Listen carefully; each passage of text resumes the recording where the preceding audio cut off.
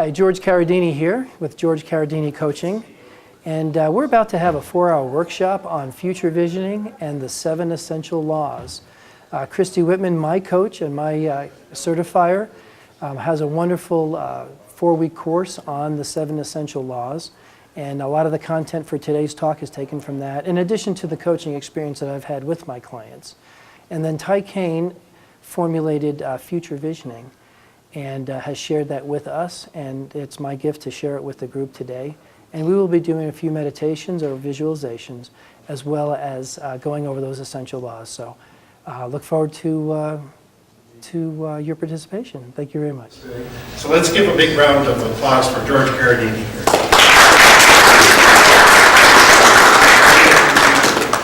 Thank you. It's really an honor to be here. Well, we were blessed with a beautiful sunrise this morning. I don't know if you all saw that. This isn't my first time in Boulder. I actually went to CU for a year, but I had too good of a time, so I decided that I needed to slow things down a little bit, and I went to the Naval Academy and graduated as a second lieutenant in the Marine Corps, spent 9 years on active duty, 4 years in the reserves, and then started my civilian life. And it's been great. I've enjoyed it. We moved to Tulsa, Oklahoma, have been there for 19 years. And John, who introduced himself, is a little understated. He's actually pre-med and biomedical engineering. And we're real proud of him. But what I want to share with you today is future visioning. Some have said that we need to get real familiar and comfortable with the future because we're going to be spending the rest of our lives there. So I'd like you to take a look at your handouts, and before we really get into it, could we just do a little bit of housekeeping? If you have a cell phone, could you mute it or put it on vibrate? Because I've been guilty of that myself in the past. Not while I'm speaking, but that would be bad too. Also, you have an agreement, a participant agreement in front of you. If you would take just a moment or two to read through that and sign that, I'd really appreciate that. We're going to be doing some future visioning today. This isn't just an overview. We're actually going to be doing the workshop. And I would really caution you that it can get emotional, and in a good way. So if you look around you, just like you'd want to know where the fire exit is, you also want to know where the nearest box of Kleenex are. Okay? A few ground rules. I know that we're in the vault. This is a safe place. No pun intended, okay? This is a judgment-free place today. Experience what you're going to experience, okay? Because don't worry about anyone else and what they're going to think of you, because they're going to be busy experiencing what they're experiencing. And Boulder's kind of known for being liberal and open-minded, so I think you'll all be comfortable with that, and I hope you would. Secondly, if you have questions, please feel free to ask. Just raise your hand. You can ask during the talk. If we have a lot of questions, maybe at that point I'll slow it down and say hold them to the end. But as we're going through initially, let's go ahead and ask questions. I'm fine with that. We're going to be covering about 12 weeks worth of material in 4 hours. Okay? So don't expect to hang on to everything I say. This is being videoed. It is being recorded. And please make yourselves take advantage of the material and the DVDs. Just listen to them over and over, because the information, every time I review this, I get more and more out of this. And there's no way that you're going to get the full benefit out of it in the first 4 hours. I'd like to start with a quote from Marianne Williamson. Are you all familiar with Marianne Williamson? When Nelson Mandela, his presidential speech, he quoted her. Some thought maybe he said it, but it actually is attributed to Marianne Williamson. It's not in your handout, so just please listen closely to this. Our deepest fear is not that we are inadequate. Our deepest fear is that we are powerful beyond measure. It is our light, not our darkness, that most frightens us. We ask ourselves, who am I to be brilliant, gorgeous, talented, fabulous? Actually, who are you not to be? You are a child of God. Your playing small does not serve the world. There is nothing enlightening about shrinking so that other people won't feel insecure around you. We are all meant to shine as children shine. We are born to make manifest the glory of God that is within us, not just in some of us, in everyone. And as we let our own light shine, we unconsciously give other people permission to do the same. As we are liberated from our own fear, our presence automatically liberates others. Okay? So today what we're going to be discussing is letting our light shine, letting ourselves be brilliant, fabulous. I can't help the gorgeous part. I've been working on that. It hasn't worked, but that's okay. All right? But we can all shine. And that's what I want to discuss today. How many of you are familiar with the law of attraction? How many of you want me to go through this real quickly so we can get to the good stuff, or treat this as the good stuff because it is? How do you want me to pace this? Fast, slow, medium? Fast. Okay, I heard it fast and I heard it medium, so I'll go medium fast, okay? I like my steaks medium well. I don't like them well, and I don't like them medium, so we'll go medium fast, okay? All right. One of the most basic descriptions of the law of attraction is the quote that says, "That which is unto itself is drawn." Okay, if I had a tuning fork, if I had a pitchfork, tuning fork, and I hit it, anything in this room that was at that frequency would start to vibrate. Would you all agree? I mean, that's how tuning forks work, right? When someone's tuning guitar, someone's tuning instruments, you know, they have the little pitch pipe that they're working, and they get to the vibration that they need to get to. How many of you have been thinking about somebody and the phone rings and it's them? Happens to all of us, right? How many of you have been thinking, I really need to get this done, I really need to complete this project, only to find out that maybe you just got an extension on it unexpectedly, and you're like, oh, and then you finally get it done and it turns out even better. Well, that's the law of attraction at work. Because, and we'll see this later on in the information, but one of the premises that I operate from is that we are spirit beings in physical bodies. Okay, we're not just people, we're not just the flesh. We are spirit beings in physical bodies. And as such, we relate to people on a spirit level, and we relate to things on a spirit level, because everything has a vibration. And so everything, that which is alike unto itself, is drawn. You instantly know if you're attracted to somebody. You instantly know if you're not attracted to somebody. Would everybody agree with that? Why do we think that is? Or why do you think that is? The frequency, the vibration. The frequency of the vibration. It's as simple as that. But until we realize that there's vibration going on, oftentimes we'll get confused and wonder, why am I attracted to that person? Or why am I attracted to that building or that company or that space? Or why am I attracted to that? And until we start to learn that we're attracted to what we're sending out, that starts to make the difference in our lives. Because we can control what we send out. We're not just... I have a communications background in the Marine Corps. I was a communications officer, so I did a lot of HF, VHF, UHF radio work. Love that stuff. I see waves. When I'm listening to my truck not running right, I'm thinking, man, there's a weird sine wave going on, you know? And tell that to a mechanic and see how quickly he really wants to fix your vehicle, right?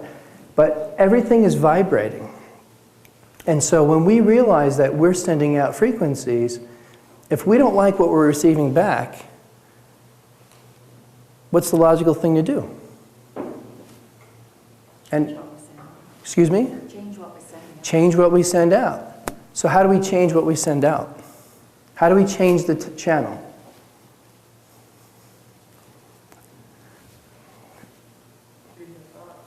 Change our thoughts is one way. And what do thoughts control?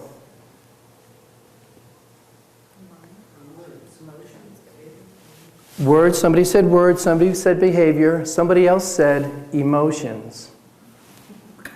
All right, if I had jelly beans right now, you'd get some jelly beans for that one, okay? It controls our emotions, and it's our emotions that send out the vibrations. Okay, it's not the thought. I'm not off script, but I may be off page.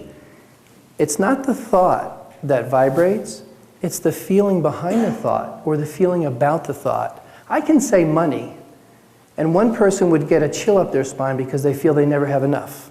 Somebody else would be, oh, that's right, I need to pay that bill. Somebody else would say, oh, that's right, my check is coming. And all three people will have a different experience with regard to money.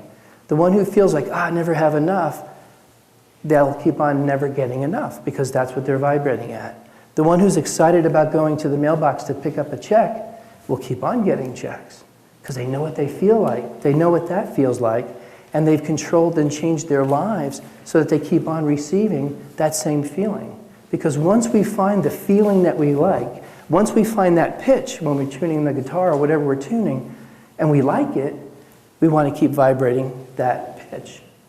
Does that make sense? That's the law of attraction in a nutshell. So we'll rip through the first page, and we're already 5 minutes ahead of schedule. So, the law of attraction delivers both what is wanted and what is unwanted, based on the signal we send out to the universe.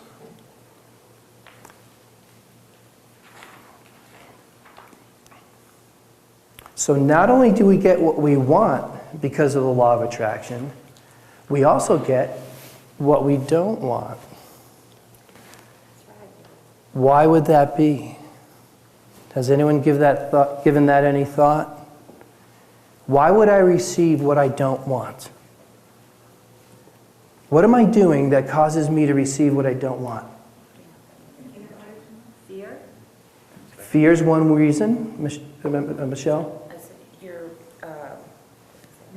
negative energy. Negative energy. Say expectation. Expectation. Ma'am, you said something? I said you're just thinking about it. Thinking about it too much. Okay. So we're thinking about it, we're fearful of it, we've got negative energy about it. The more energy we give a thought, the more feeling we put into a thought, the stronger the signal goes out. It's like a power boost. Abraham Hicks calls it a rocket of desire.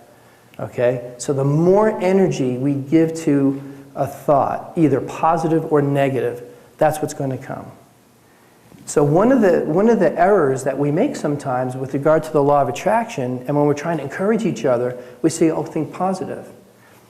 It's not about thinking positive. It's about having a good feeling about what we're thinking about. Perfect example.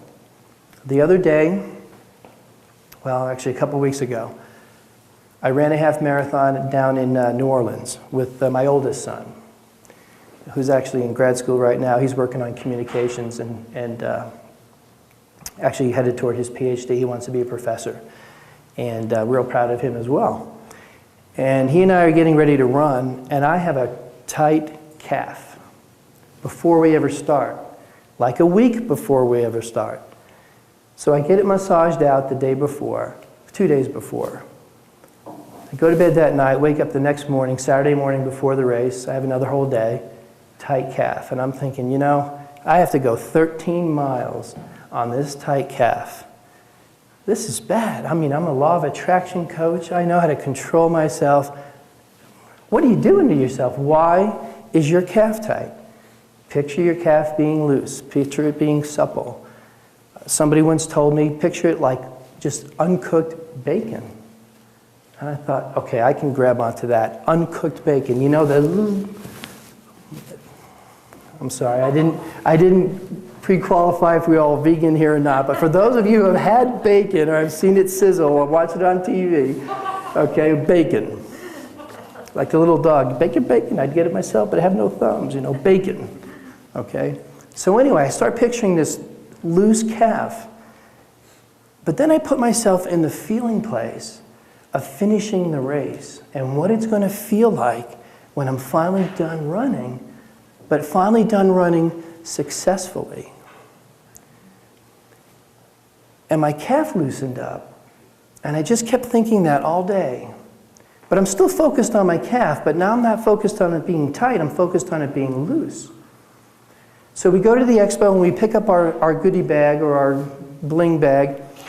And as we're going through this expo, and New Orleans really had a huge expo prior to their run. I've done 3 of them. I waited till I was 50 years old and decided I wanted to run a half marathon. So I did. I ran one last May. I ran one on Thanksgiving Day in Atlanta. And then now I ran this one in New Orleans. But New Orleans, by far, credit goes out there to New Orleans. They had the best expo so far. And as we're walking around, I see a guy selling the stick. Are any of you runners? Runners? Do you know what the stick is? Oh, this thing is amazing. It's like a fiberglass thing about this long. The diameter is about 1 inch, 1.5 inches, and it's got rings like maybe 1 inch wide all along it, and it has handlebar handles, right? Handlebar grips, and it flexes. And so you can rub it on your calf, you can rub it on your thigh, you can get your glutes. You could have some good times with this stick, right? So I'm going, all right.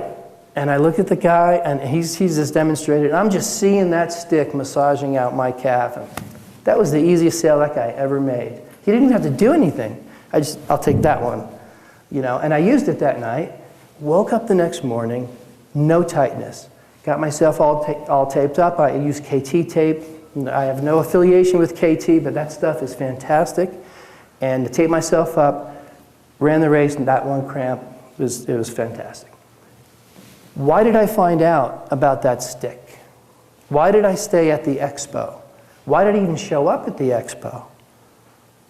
I think that was all along the path for me to get that calf worked out so I could successfully run the race that I had pictured and getting the feeling that I had already pictured and felt at the end of the race.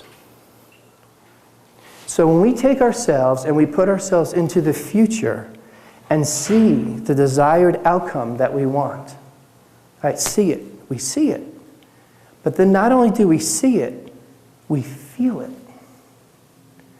And once we hold that feeling and keep sending that feeling out, we've already experienced what we're going to experience from the event, right? If all time is simultaneous, and we'll talk about that later, if all time is simultaneous, and I want to run a race so that I get that feeling of successful completion after the race, and if I'm able to get myself feeling that before I even run the race is just working out or manifesting what I've already experienced. So I actually get to experience it twice. Did it surprise me that I finished the race sore or with no cramps? No, because that's what I had already pictured. I'll give you another example. I'm going to brag on my son a little bit. He didn't know he was going to be a prop today, but he is. So he was a wide receiver, actually a tight end on our high school football team. And he used to see himself as not being able to catch the ball. And my wife and I just never understood why. He was big, and they wanted to use him as a blocking tight end. And they did. But at times they would send him out to go receive, which would totally mess up the defense because they didn't expect him to catch the ball because he never went out for the ball. So he was the guy that anytime he was the go-to person, he had to get it because that would make the play and it would be a big play. Well, one night after practice, he says, I'm just not catching the ball. And I said, John, just see the ball into your hands. Feel what that's going to feel like. And just keep picturing that and feeling that. And from that point on, they started going to him more often.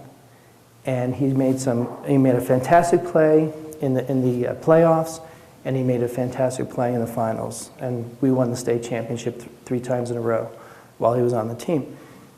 But the point is, once the coach saw that he would make clutch plays, he would use him for clutch plays because it was unexpected by the opposing team.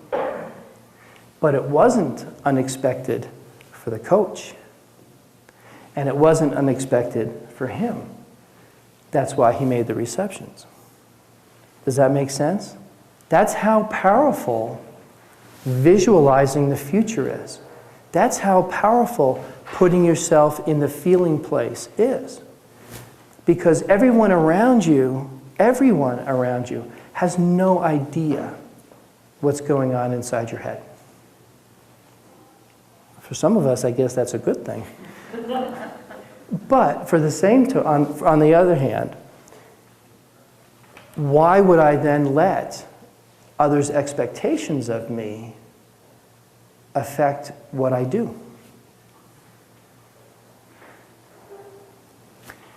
And then find out that others just expect greatness out of us anyway.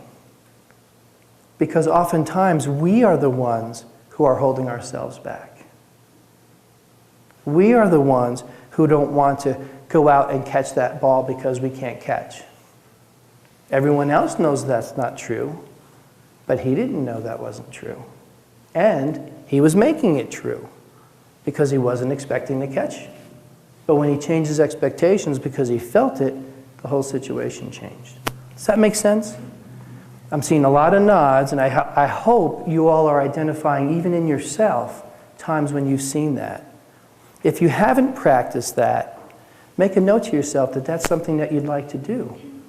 Because that literally, in and of itself, if you don't get anything else out of this, that will change your life. Your expectation of your own performance, your expectation of your relationships, your expectation in your career will make all the difference. We're on the third line. Blank flows where blank goes. Any idea? Rebecca. Energy flows where attention goes. Ding, ding, ding, more jelly beans. Energy flows where attention goes. And isn't that what I've just talked about for the last 5 minutes? Okay? Let's do the next one. The law of attraction responds to vibrations. Vibrations.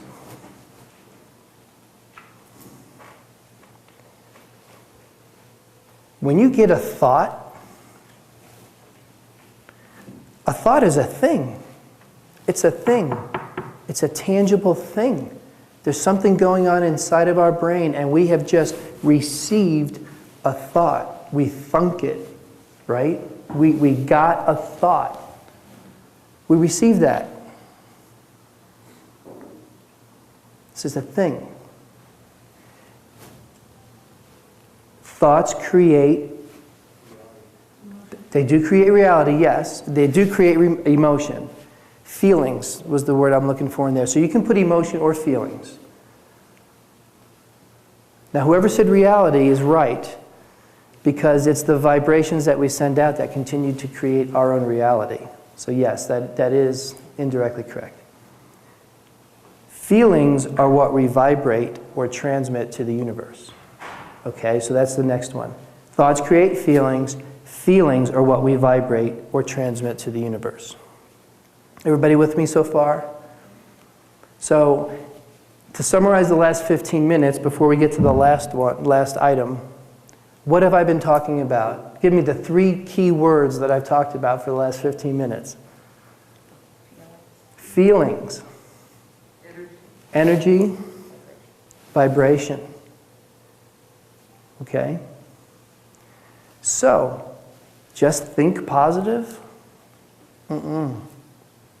Feel positive. It's not on here. You can put that in the little note section. That's why I have those extra lines there. Feel positive. And don't even get hung up on the positive, because we're going to see that all emotions are legitimate and all emotions are good. In fact, I'll veer for a second here and talk a little bit about, how many of you, are you familiar with Esther and Jerry Hicks? Okay, asking it is given. Emotional guidance scale. All right, 22 emotions out there. Top emotion, highest vibration. I'm probably freaking out the camera here. What's our highest vibration? What is the ultimate, the pentultimate, my son's favorite word, pentultimate vibration? Love. Number 1 on their scale is love, Gratitude, appreciation, and a J word. Who's got it? Joy. All right. Love, appreciation, gratitude, joy. Highest vibration. Lowest vibration is what? Fear's pretty low, but it's not the lowest. Those are actually better. No. Yeah, this was a surprising one. Depression is the second to last one, if I remember correctly. The worst one? Despair. Despair. We would think that hate is the opposite of love, so hate must be the bottom. It's not. It's despair. It's powerlessness. Okay? It's powerlessness and despair. And we're going to get to this, okay? So just make a note of that powerlessness and despair, lowest vibration. Lowest vibration. The reason that's important is because if we live our lives thinking that I hope it works out, I hope they give me the raise, I hope my taxes go down, I hope inflation doesn't kick in, all these things that are outside of me, who then has the power over the outcome of my life? Not me. So if I don't have, if my belief system is that I don't have control over the direction of my life, that God has orchestrated it way back when, before I was even born, or my parents have such an influence on me that I can't make any decisions for myself, or my professors, or my boss, or the government, or the world, then where's my power? It's external, and I've given it away. And if I've given away my power, and I don't like the outcome of my life, what does that make me feel? It makes me feel despair. But we're mature adults. So we're going to put on our happy face, and we're going to get dressed up in our suits, or in our business casual, or in our jeans, or whatever we wear to go to work or school, and we're not going to let anyone know that we are living that quiet life of what? Desperation, that Thoreau talked about way back when. Gosh, I don't know where he learned that, because, The Secret movie hadn't come out then. All right, so no slam on The Secret, but The Secret is just talking about what's has always been, and just gave a voice to it. All right, so we have this despair that we're carrying around, and we all have it in some aspects of our lives. And Freud made a very interesting quote. I want to share that with you.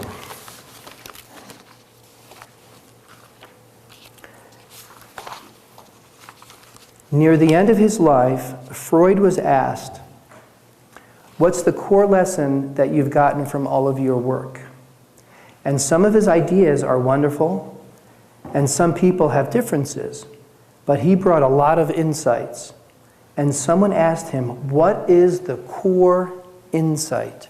What is the core insight? If Freud was going to distill down everything that he has learned, what is his core insight? So when someone says that, everybody listens, right? And he said, "The single deepest thing I've learned is your secrets make you sick." Your secrets make you sick. You may want to make a note of that, because we're going to talk about how to resolve that later today. Okay? Like I said, this is a workshop. We're going to be doing some work here. That's, as you see, that's why these are here. Okay? And that's going to be a good thing. For me, yeah. I'm going to be crying because of your response. You're going to make me cry.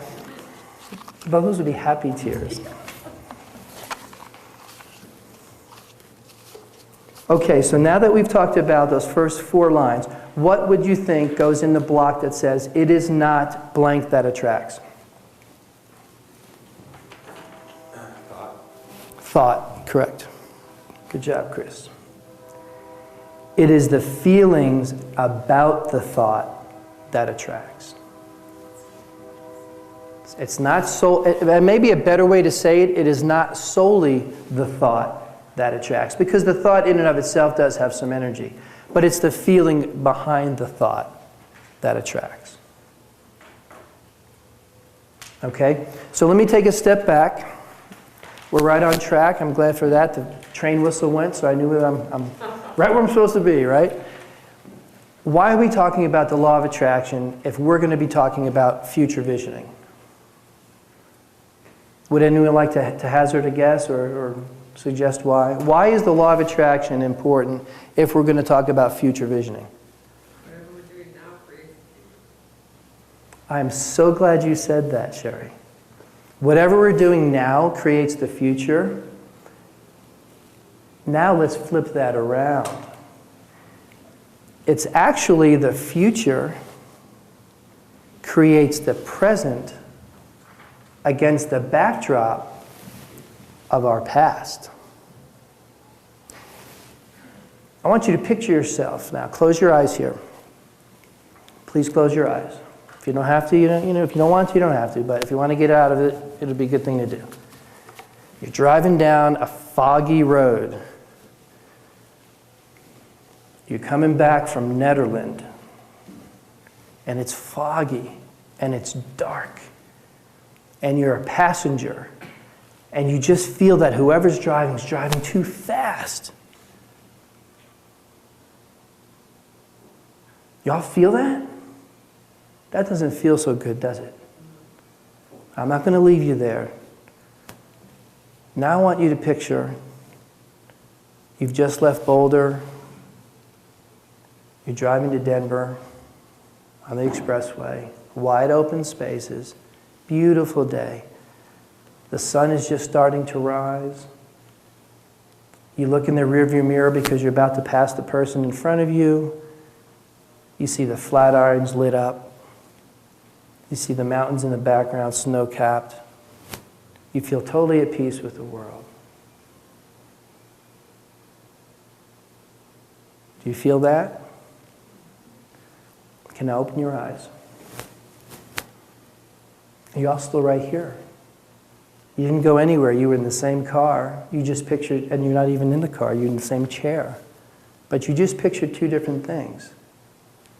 So while you're feeling those feelings of driving along powerless in a foggy mountain road where you feel like you're about to maybe wreck, versus you're in a wide open space, why the difference in feeling? Nothing changed other than the thought. But we gave each thought energy, right? If I'm squinting at you all, it's because that sun is really bright. I have a feeling about noontime it's going to be straight up. Otherwise, I think I'm going to be dealing with that sun, so please excuse me. But do you see that? Yeah, it might be better to go over there. Maybe after the break, we'll shift over? Okay. Thanks for suggesting that. So what I was talking about is we can, just by our pictures, just by what we visualize, we can change our feelings. So with future visioning, we're going to go out into the future, and we're going to see a great future. You're going to see a great future for yourself. You're going to meet your future self, which is yourself in the future. And you're going to know that all is good with the world, and that things are working out the way you want them to work out. So how do you think you'd feel getting up in the morning knowing that today's going to be a perfect day?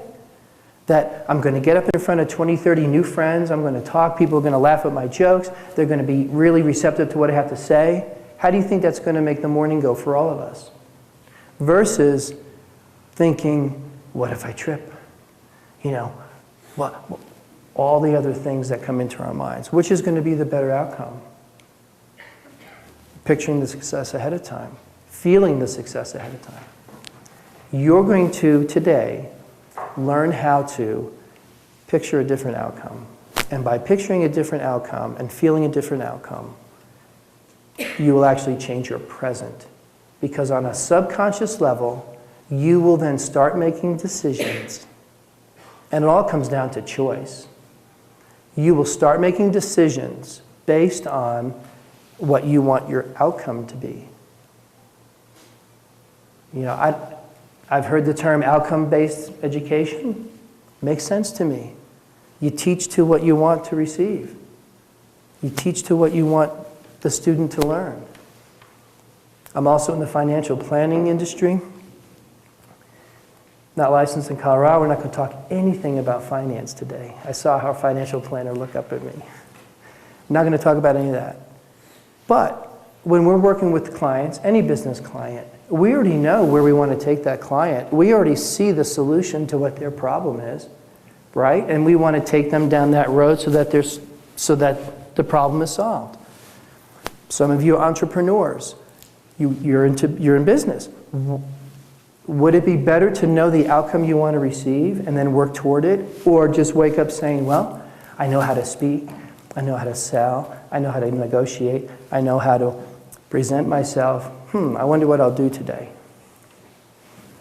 All right? Everything we do is based on what outcome we want to have. We wake up in the morning, we go to the kitchen, we make ourselves a cup of coffee, we make ourselves some scrambled eggs, or we eat some toast, or we have some fruit. We knew when we got up that we were going to go to the kitchen. Why? Because we wanted to eat. We had an outcome already planned, and we went and we did it. Now, do we consciously think of all those steps along the way? No. And remember I said we have the unwanted that's attracted as well as the wanted? How do we get more of the wanted? And we had said earlier by changing our vibrations. But then let's build on that. How else do we get more of what we want? Have a more detailed expectation of it. And we'll talk about that. That's where energy flows, where attention goes. The more detailed our future vision is of ourselves and our world, the more likely it is that it's going to pull us to it. So that's where the law of attraction comes in. If I've already felt what I'm going to feel in the future, then I've already sent out those signals that that's what I want. So the more energy I give to that, the more likely it's to come. Now, do I score a home run every time? No. Am I getting better and better? Yes. Perfect example. My son and I yesterday are up in near Ward, actually. We were at Glacier View. I don't know if any of you have been there, at Glacier View Ranch. Beautiful place. And I already had the presentation prepared, and I needed to get it printed. And we're making phone calls. We're calling Staples. We're calling Kinko's. We're calling places. And we're getting quotes to get everything bound because I wanted you to have some handouts. And so John gives me the quotes, and I said, well, you know, that's a X $100, I won't tell you how much, lesson on, I should have finished this last week before we came because I have all the materials to finish this at home, in my home office. And so when I said that, the receptionist at the ranch said, we have color printers, we have spines, we have the backs, you can do it here. I'm like, cool.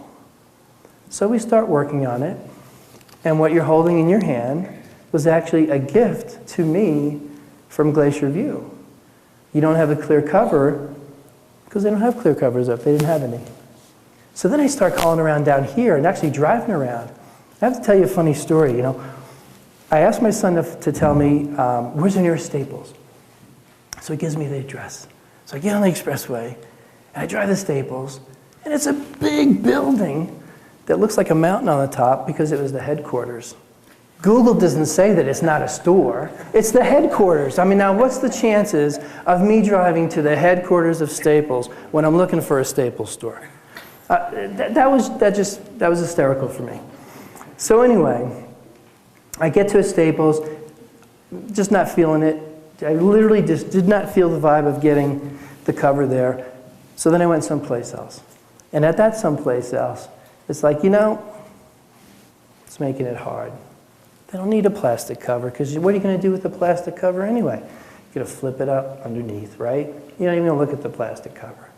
And most likely, if you're like me, you may even take the spine off and take the back off and stick it in a 3-ring or just stick it in a folder. So anyway, long story short, I wound up attracting this because this is what we were focusing on, is we wanted to get this done. And the people there saw that we wanted to get it done, and they wanted to help. They wanted to help. Make a little note. And I want you to think about this over the next couple of hours, because we're going to come to it in the last segment, but I want you to think about it ahead of time. The world, so the whole world, is a loving, L-O-V-I-N-G. The world is a loving place. And we're going to explore that later. And you'll see why that's important to what we're doing with future visioning.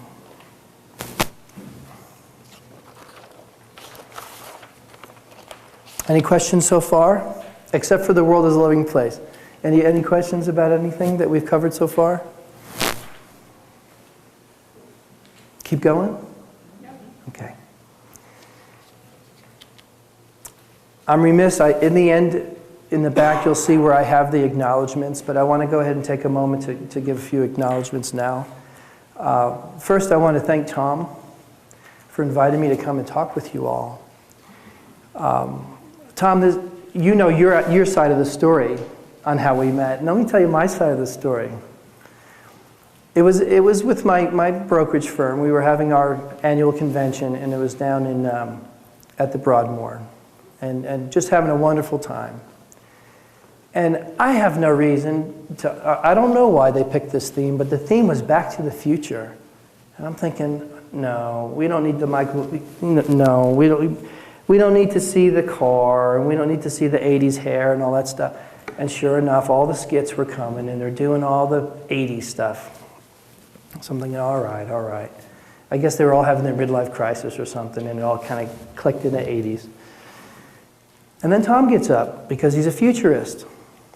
And I'm listening to his talk, and I'm thinking, wow, this is so aligned to what we talk about and to what I talk about with my coaching clients. And so I said to my wife, I said, man, I really would like to meet him. You know, maybe I could have lunch with him or something. And then Tom didn't speak right before lunch. There was something else in between Tom's talk, the keynote speech, and lunch. And Tom handed out his book. You've all read his book? Yes, right? Good stuff. So Tom hands out his book. Or they're in the back, we get them. And we go to lunch, and I'm thinking, oh man, I wanted to talk to Tom. I hope he's still here. And he walks right behind me. Now, we're in the Broadmoor, we're in a big open room, we're all in these circular tables, 12 people to a table. And there's lots of these tables. And I say, gosh, I wanted to talk to Tom. And right at that moment, he walks behind me. And I turn and I say, Tom, I really enjoyed your talk this morning. Thank you. And he said, oh, you're welcome. And I'm watching him balance his plate, and I'm going, I wanted to have lunch with him. Hey, Tom, why don't you join us for lunch? And he sits down next to my wife on the round table. And I'm thinking, boom, all right, I'm in the zone. I'm sending out the right frequencies. I'm having lunch with Tom. And we talked. And one of the things I mentioned to Tom was I work with my clients with future visioning. And how cool would it be for you all who are interested in the future and future inventions and the goals that the DaVinci Institute has, have you ever met your future selves? And Tom said, no, that would be intriguing. And I thought, at that point it just hit me, how cool would it be to be used to be a vehicle for you all to meet your future self. And so a couple conversations later, we went into the vault, we talked, and here I am. So thank you, Tom. That wasn't a perchance thing. I mean, I literally was thinking, gosh, I really wanted to meet him, and you walked right behind me. So, but I'd also like to thank a gal named Christy Whitman, and her name is in the back, and her website is in the back. Christy Whitman is a coach's coach. She has a coaching academy.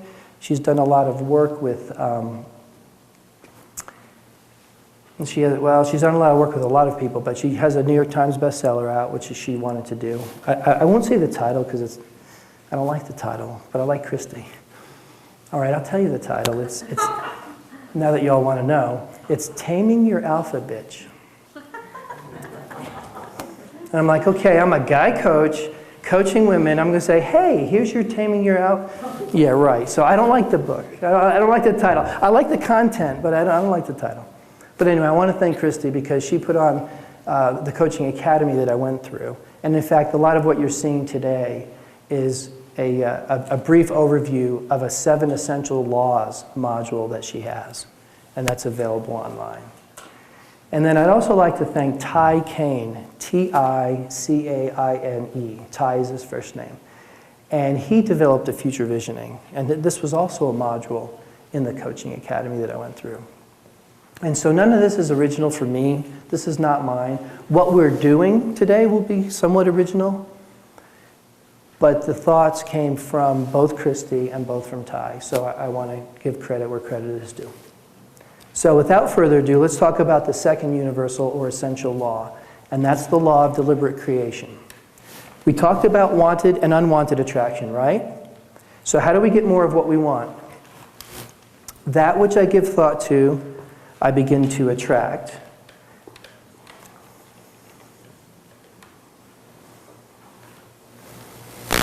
And that which I give thought to with emotion. Boy, I'm hearing it. You're all tracking with me. This is great. I attract more quickly. So how is this different than the law of attraction? Well, the law of attraction responds to thoughts and feelings, and it acts as a boomerang, but it's always functioning, okay? Even when we're not paying attention to it, the law of attraction is always functioning. So whatever we send out comes back to us. But the law of deliberate creation is offering a vibration or transmission, going back to my radio days, knowingly, so that you don't create by accidents, a great word, excellent, chance, or how about default? Right? Those of you in programming, you know, there's always a default. There's always I see Kevin shaking his head, yep. Right? We always have our default, and then we have what we work on. All right? So deliberate creation says, I don't want to create by default. I don't want to I don't want to receive back just what I'm randomly sending out there. Because then who's in control? I'm still in control, but I'm just not taking control. So who wants to fly in an airplane where the pilot's kind of like, no, I'm not going to take the control. And we're not going to use autopilot either. That's not going to work out too well, is it? All right, so if I have power over my life, if I have control over my life, use it. If I don't use it, I do lose it. Because I've given it away. So let's not live by default. Most of the time, we are creating by, and the next word there is default.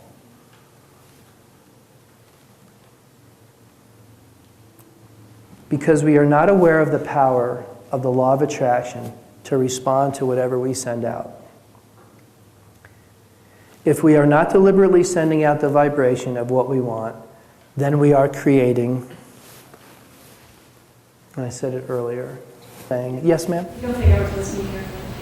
Could you go back to the sentence, however the law of deliberate creation is offering blank or transmission? What is that? Vibration. Vibration or transmission. So the key takeaways are thought, feeling, emotion, vibration. So you can pretty much not go wrong on any of these if you stick in thought, vibration, feeling, or emotion. All right, but we'll have a few other ones thrown in there. So here's the key to future visioning and deliberate creation. If we want to create, if I want to create something different than what I already have over here, and I keep on focusing on what I have over here, even though I want to create what's over here, what am I going to get? I'm going to get more of the same. Because energy flows where attention goes. And if I'm focused on what I don't want, then what am I going to get? What I don't want. So I'm skiing, and I don't want to fall. I don't want to fall. I don't want to fall. I fell. I didn't fall because I didn't want to fall. I didn't. That's also probably because I didn't ever get off any of the bunny slopes, but I didn't get off the bunny slopes either, but actually I did some blues, but I'm not a black diamond guy. So if we don't want more of the same, if we don't want to focus, if we don't want the bad stuff, if we don't want fill in the blank, then why focus on it?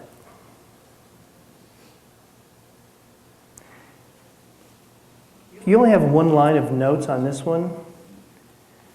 Nature doesn't like a vacuum, right? We have somebody here from the EPA. So if I make an under-pressured hole in the ground, it's going to get filled up with something, right? Right? If I have a vacuum that I've created because maybe I've pulled something out of the ground, guess what? Something's going to go in that hole because that's what nature does. Did you say you did water stuff? Global climate change. Global climate change. Even better. Okay? Nature doesn't like a vacuum, so if we take something out, guess what? Something's going to go back in. So if I don't want something, replace it with what I do want. Because I've just created a hole. I've just created a vacuum, and nature doesn't like a vacuum. But we get stuck on focusing on what we don't want. You know, and Einstein said that the same intellect that created problems can't solve them. Because we're at that vibration, and why? Here's why. Because we're at that vibrational level. So if I'm vibrating here and create problems and never get off that vibration, how will I ever solve it? But if I'm focused on solutions, which is hopefully a higher vibration than the problem, hopelessness, despair, love and joy, right? Higher vibration. Sorry for the feedback. If I get out of the mindset and the feeling place of what caused the problem and get up to a different vibration, then I can solve the problem. And I was thinking about music earlier today. And this is not self-aggrandizement or anything like that, but I was thinking about music and why is music now so different than what music's been in the past? And it's because it's time for change. It's time for growth. We're hearing different things being done with voices. We're hearing different things being done with instruments. Why? Because it's a progression. If we never change, if we never vibrate at a different level, we're never going to get anything different than what we've already got. Right? So if we want to tap in to people's emotions, one of the ways to do it is through music. Why would you think that is? Vibration, but music goes deep. Just totally bypasses thought. It's all feeling. It's like all feeling, right? The thought is just like a little sideband on a huge carrier sending out tons of vibration. And what is music anyway? Music is all vibration, right? That's how you get the sound. There's a cool book. You know, note to yourself, whenever you get a thought, make sure you finish the thought before you say it, because now I'm thinking about what the title of the book is. Resurrection is the name of the book, and it's by a guy named Neville, Neville. And a friend gave me this book because I was talking about vibrations. And he talked about records, how records were made. And the reason why records were made is because this guy said, you know what? Somebody said, if I hit this, it'll make a noise. So if I make a mechanical motion that can make a sound wave, what if a sound wave could make a mechanical motion? So which comes first, the chicken or the egg, right? And we know sound waves can make motion because all you have to think about is an avalanche. Right? Blasting zone. Don't make noise. Why? Because it's going to create motion. So the book is Resurrection and talks about that. But if you only read the first couple pages, you've read the book. So there's a little freebie for you.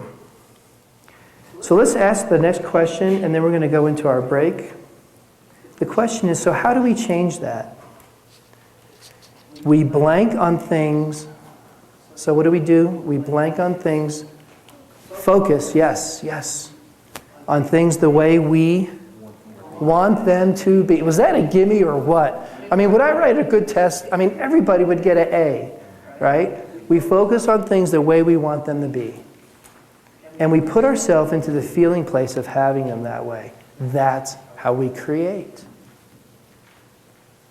When we come back from the break, I'm going to talk about a few processes that I learned and that I use from the book Ask and It Is Given, which is Abraham Hicks, Esther and Jerry Hicks. And that's another way to shift. And I want to talk about that when we pick up here in about 15. Okay? Great. Thank you so much. Is everybody ready? Are there any questions from the last session? Anything that sticks out that really caught your attention that you'd like to share? Did everybody hear that? Sherry over here said that she, last week, just was talking with a coach and mentioned the law of attraction, and the coach went out and got a book and said, yeah, I can coach you on this. And so she started walking down that path of law of attraction, had signed up for this some time before, but something in the write-up caught her eye. She didn't remember exactly what. And here she is today saying, oh, this is exactly what I've been looking for. So thank you very much. Anything else? Anybody else? All right, we're going to jump in now. Okay, we need to buckle our seatbelts, right? Put the chest strap on, really sit tight because we're going to go fast here. I had wanted to do a visioning with you in the last session. We're going to do one now, and then we're going to talk about it. And then we're going to talk about one of the bonuses I have here on this next page. Okay, is everybody ready? You want to do that? Yep. Okay, so the framework on why we did the law of attraction overview and the law of deliberate creation is because we're sending out vibrations all day long. All day long and all night long. Okay, so we're always sending out vibrations. Now we want to deliberately create. And once we deliberately create or deliberately choose what we want to do, it will attract us just as much as we will attract it. So if you all would close your eyes, and this is where I'm going to sit down, so I want you all to know, don't worry, I'm not going to fall over. I'm going to be sitting as well. I want you to close your eyes. Now, I can see you if you're not closing your eyes. All right. First of all, I want you to go back and remember that this is a safe place. This is a loving place. And I want you to fully experience what you're going to experience here.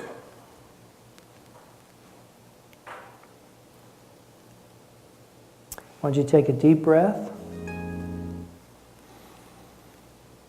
And let it out slowly. Take another deep breath. And let it out slowly.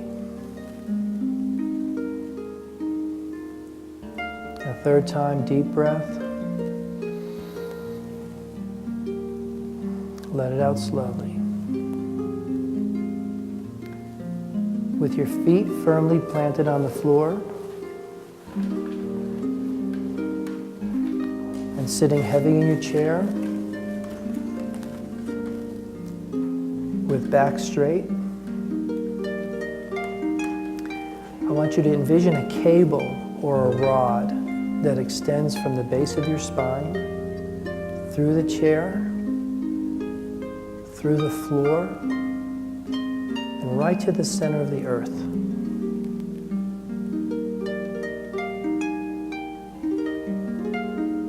Do you feel that?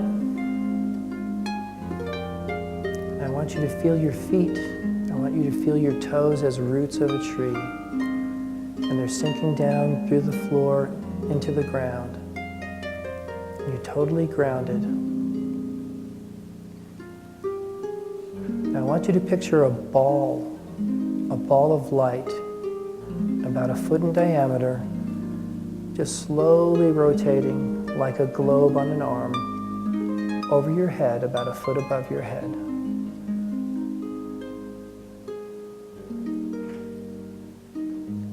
Now I want you to feel that light on the top of your head,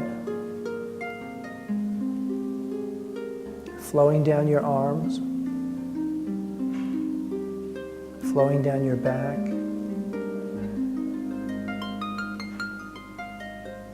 flowing down your chest. And you just feel like you're in a shower of light.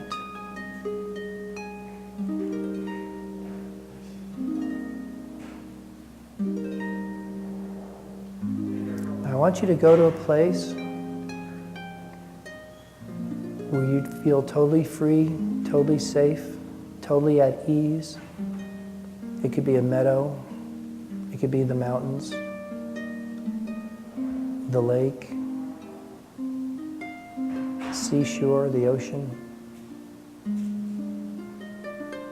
We all have a place like that. Go to that place now.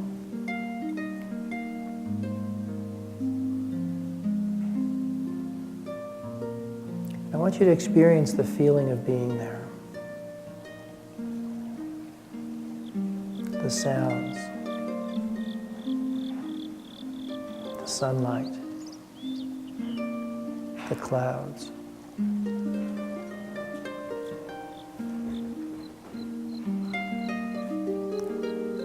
And this is a loving, safe place. You just feel totally at ease here. And as you're looking out into the horizon, you're looking with expectation. Because you see somebody walking towards you. And there's no one else there. There's just you and this person walking towards you.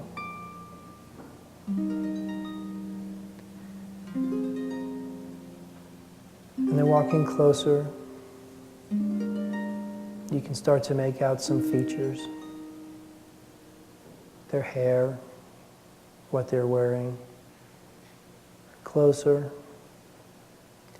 And you see above them a ball of light as well. And they're just showered in it. And they're glowing, and they're walking towards you. This person walks up right in front of you, about a foot in front of you. And you look at them, and you see that it's you. It's your future self. It's your future self just 5 years from now. And they're perfect.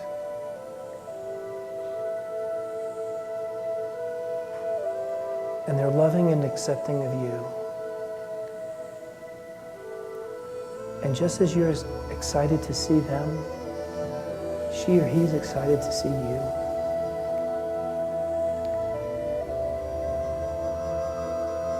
And they're just the way that you wanted them to be. They're at their ideal weight, in perfect health.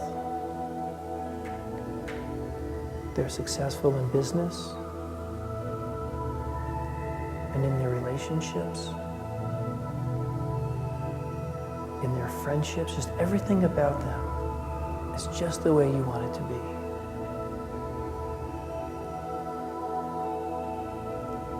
And you feel so accepted and so satisfied and so eager to find out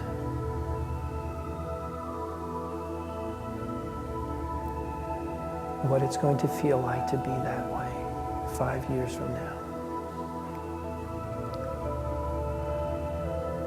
So you embrace your future self. You give them a hug.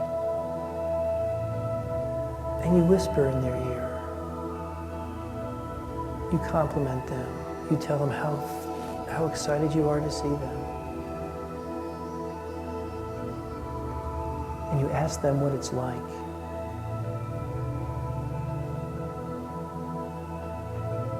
And they tell you what it's like to be the successful. They tell you what it's like to be expanded.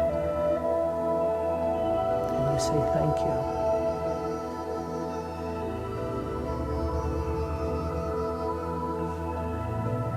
And your future self takes a step back, reaches behind them, and hands you a gift.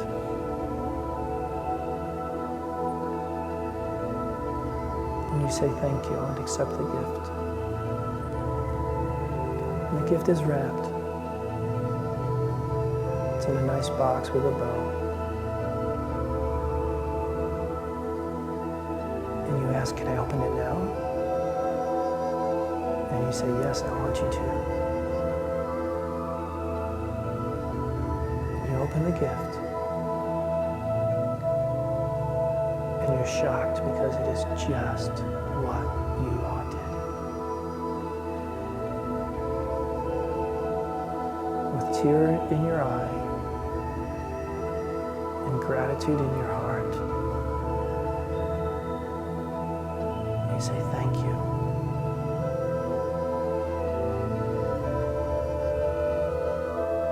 And while still holding the gift, you hug your future self. And they merge into you. And you and your future self are one.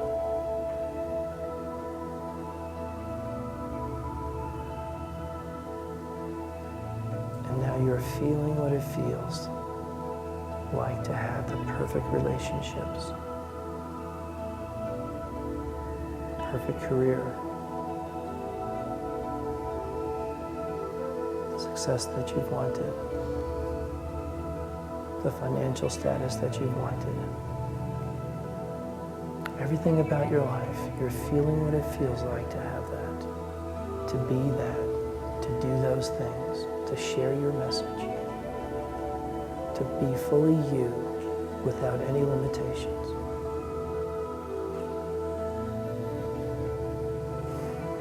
And you hold that feeling.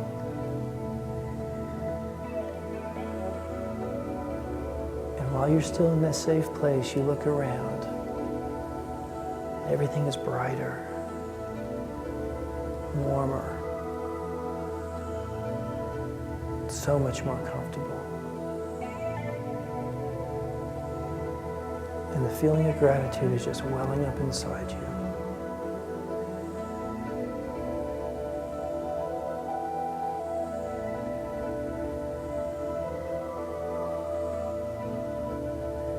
That feeling of gratitude and that sense of joy and love and peace. I'm going to count to 5.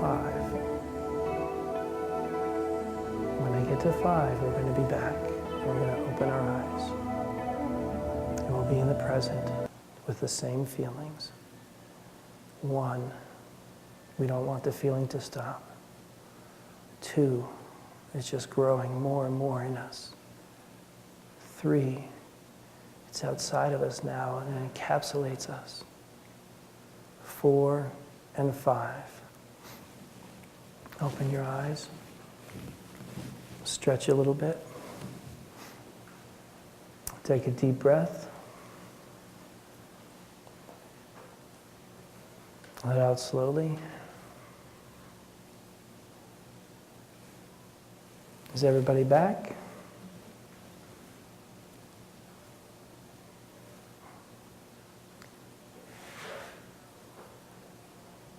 Where were you? Rebecca, where were you? A couple different places. It's kind of interesting. It was my current self that surprised me. It's kind of cool. It was in my current driveway, my current little dollies, and it felt really nice. Good. Was anyone surprised with the gift that you gave yourself? Was it what you wanted? I'm seeing smiles. Did you get one? Yeah, it kind of transformed for me. I wanted to be able to sing. I always wanted to turn into the I was the song. Nice. I'll tell you an interesting story. I know it's kind of heavy in here, so we'll lighten it up a little bit. About 4 months ago, I went through this exercise with a friend of mine, a client, and she gave herself a box of light. She opened the box and it was a ball of light. Did anybody see light? You did see light. Well, I'm glad it's a male because you're going to like the punchline to this one. So she's got this box of light and she says, "What is it?" And her future self just keeps pointing at the box, saying, "Look at it, look at it." And she says, "I'm looking at it, I'm looking at it. What is it?" And she says, "Just look at it." And her future self actually got frustrated with her and walked away. And I thought, oh man, I haven't run into this one before. So we came out of the meditation, of the visualization. And she said, "Well, what does the white light mean?" And I said, "Well, purification, or, maybe you're just, acceptance and love and purification." And in the middle of talking, she says, "Oh my gosh, my future self just popped out of me, handed me a baby, and jumped back inside." She goes, "What do you think that means?" I said, "I have no idea." I said, "Do you see your business as your baby?" And she says, "Well, no, not really." And she said, "Well, my friend's trying to have a baby." I said, "Wait a minute. Are you and your husband trying to have a child?" And she went, and I thought, oh boy, did it now. And I said, she says, "Well, we've been trying, but I didn't think that I've been ready yet, so I haven't really been trying." And I said, "Okay." She goes, "Do you think that means I'm going to have a baby?" This was in October. And I said, "Well, are you?" She goes, I'm 100% sure that I am not." I'm like, "Okay, well, we're all adults here. When's your next period?" She goes, "That's what I'm saying. It's right now. I am not pregnant." I'm like, "Okay, well, that's good." I said, "But we'll know in 2 months, won't we?" That was October. In January, she posted on Facebook a picture of her sonogram with an arrow that says baby blank. If you want to read more of the story, I actually have it on my website as one of the testimonials. She's pregnant. But she didn't think that she was ready to get pregnant. And she wanted to have her teeth fixed, and she wanted to have all her cosmetic, all her physical stuff taken care of first, so she could totally focus on the baby when the baby was born. And she came to realize that she was resisting having the baby. And when she got rid of that resistance and admitted she really wanted it, she became pregnant.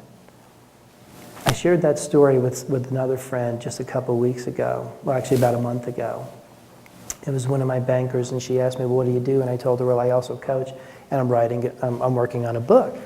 And she said, "Well, I want to read your book." And I said, "Okay, yeah, I'll get you a copy when it's done." And she said, "What it's about?" She asked me, "What is it about?" And I said, "Well, it's about allowing your success." And I had no reason to know why I shared this. I immediately looked at her hand to see if there was a ring. And I said, "Are you in a relationship?" That's a crazy thing to ask somebody. She's like, "Well, yeah, kind of." I'm like, "Well, let me give you an example." And I told her about this woman who got pregnant. Well, 2 weeks, and she really resonated with the story. She kind of got teary-eyed, and I thought, wow, okay, something happened here. So 2 weeks later, I went in and I saw her, and she was just glowing. I just looked at her, and she's just glowing. And she says, "You are not going to believe what happened after you and I talked." I'm like, "Yeah, I'll believe it." And she says, "Well, when you were talking about that gal getting pregnant," I said, "You're pregnant, aren't you?" She goes, "Yes."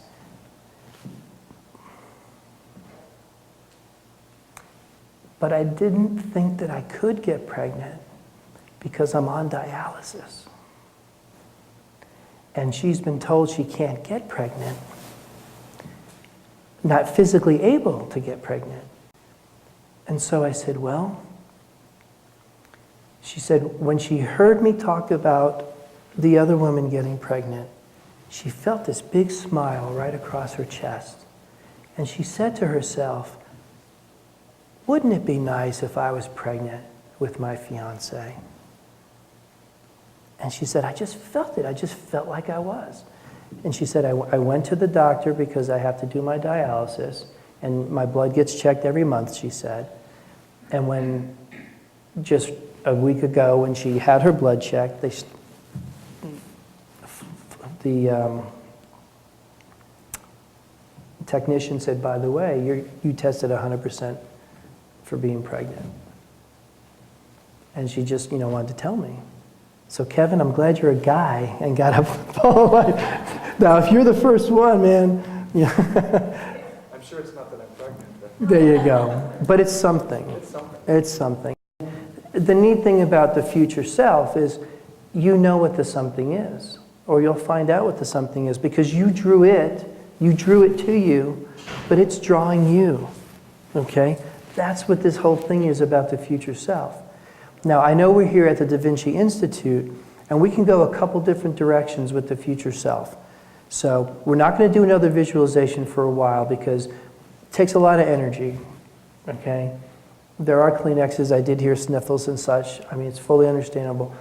We're going to go into some more work in the workbook, and then at the beginning of the next session, or maybe at the end of this session, we'll do another one. But I want to get back to the workbook because it will help me determine which direction you want to go with the next visualizations. Fair enough?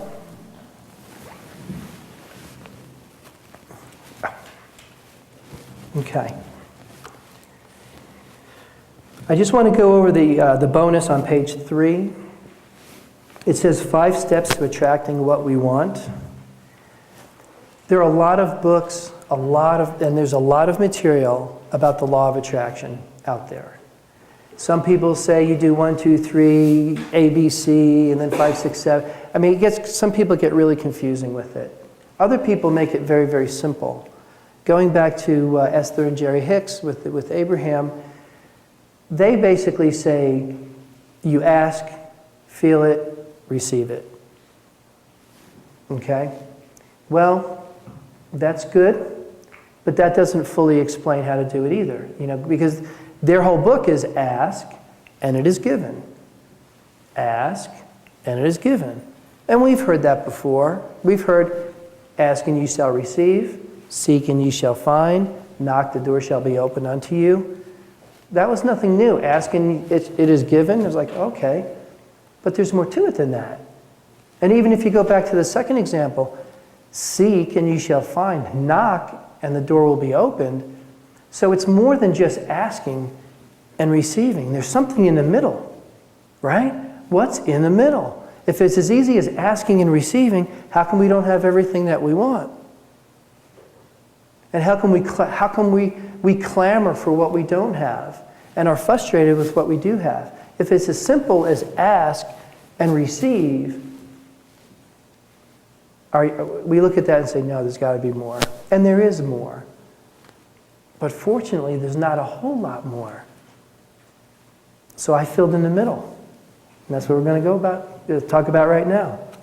The first step on receiving what we want is, let me give credit first to Joe Vitale. Joe Vitale came out with a book and an audio book and a series called The Key. Now there's the secret, and then there's the secret behind the secret. And there's the stuff that the secret left out. And there's the stuff that the people left out of, who told you what was left out. And I mean, and it goes on because everybody has their shtick, right? Everybody has their take on it, their way to make it work, all right? But when I heard Joe talk about just the 5 steps, it went click, that makes sense to me. That I can sink my teeth into, I can wrap my arms around that, that sounds right, that feels good, got it. The first step is figure out what you don't want. We think we're good at that, but if I asked you right now to take out a piece of paper and write down what's frustrating you or what don't you want, it takes a little work to really get your finger on what is it that's ticking you off. What is it that you're frustrated about? All right? But let's take a simple example. Let's say not enough money. Or let's say debt. So if we had a sheet of paper, we would put a line down the middle, just like a Ben Franklin close, right? Where we put down all the positive and all the negative about what it is we're trying to decide to do. Well, we're not going to do it that way. We're going to put a line down the middle of the paper. So picture a big piece of paper. Line right down the middle. What I don't want, what I do want. First one, let's say that we don't want debt. So if we don't want debt, debt goes here. But then what goes over here on the affirmative side? You can't write no debt. Because what's the subject of no debt? Debt. So what's the opposite of debt? Money in the bank. Ah, somebody said freedom. Freedom's good. That's the next step after the money in the bank. Right? So debt is over here. Abundance. Money in the bank. Total financial freedom. All right? So that's one example. What's another example of what we don't want over here? Come on, we all have stuff we don't want. What's the next thing we don't want? Illness. So what do we want here? Health. Ideal health. All right? What else don't we want over here?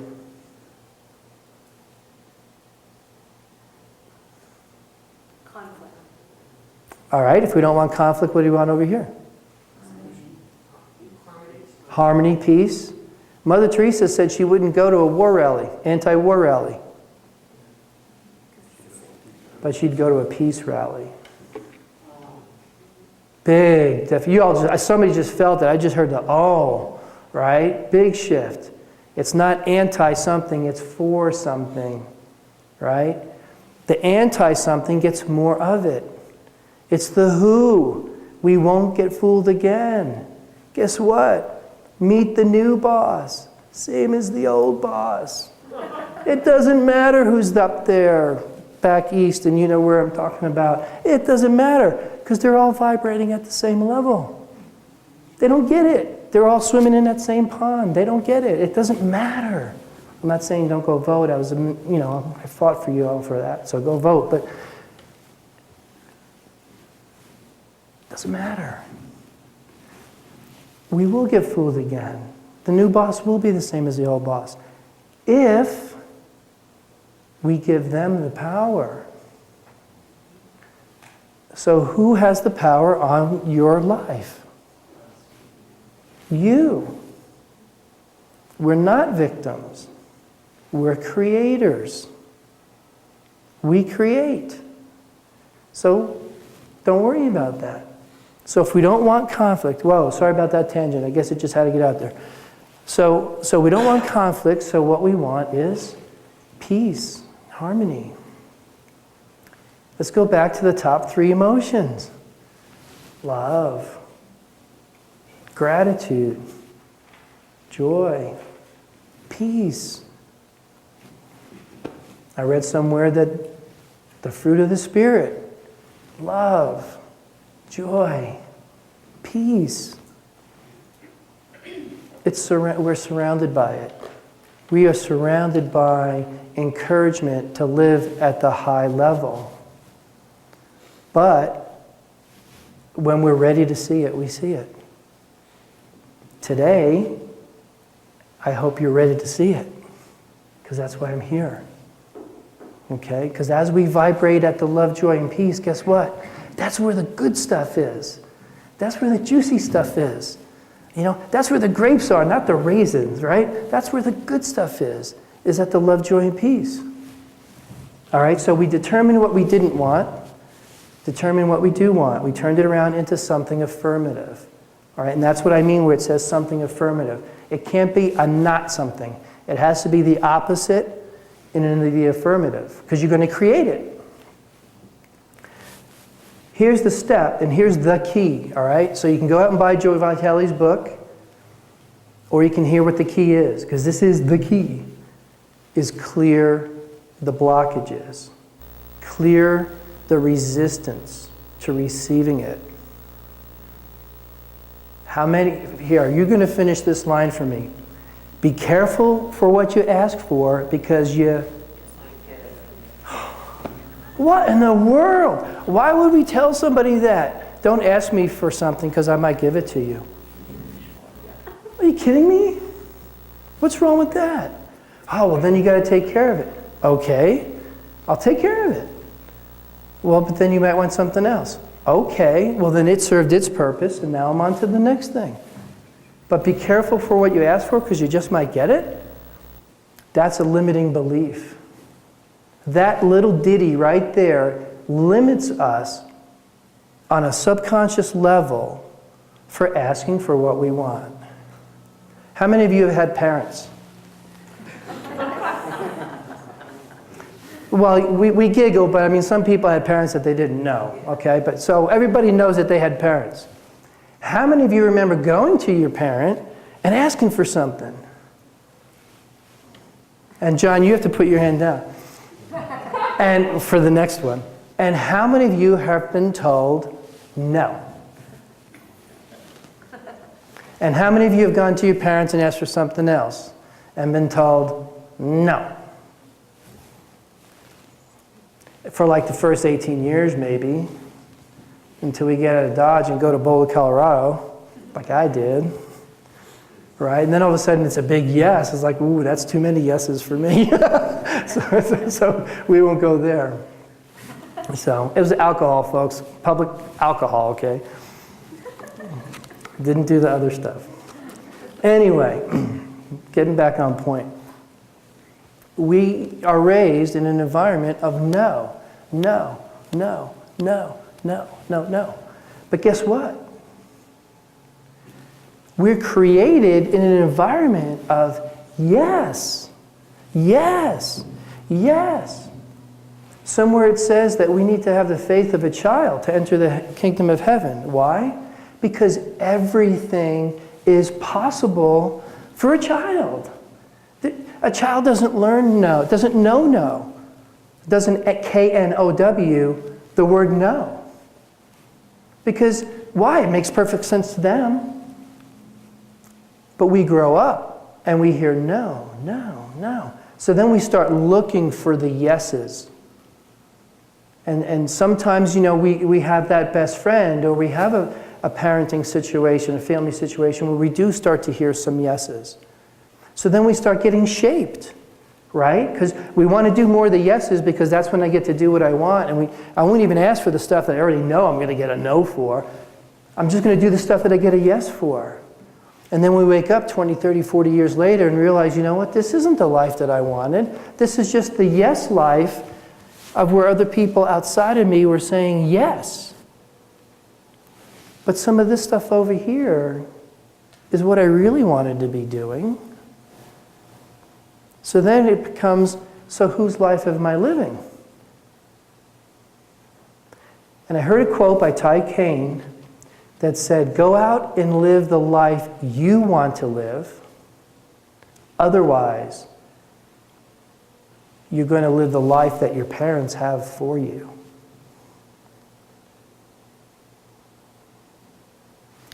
That's not a good feeling. We're not going to stay there very long because this is about feeling good, not feeling bad.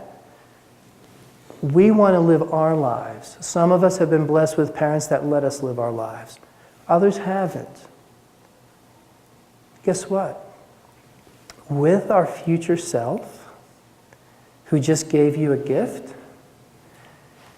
we can go back to that same place and we can start hearing yeses. And we can start envisioning what the yes world would look like for us instead of the no world that we've been living in. So there's a little teaser for you to come back from the break. We're not ready for a break yet, but when we are, come back quickly and we'll do that one. Because that's where it really gets good. Okay? So, how do we clear blockages of that no, no, no all the time?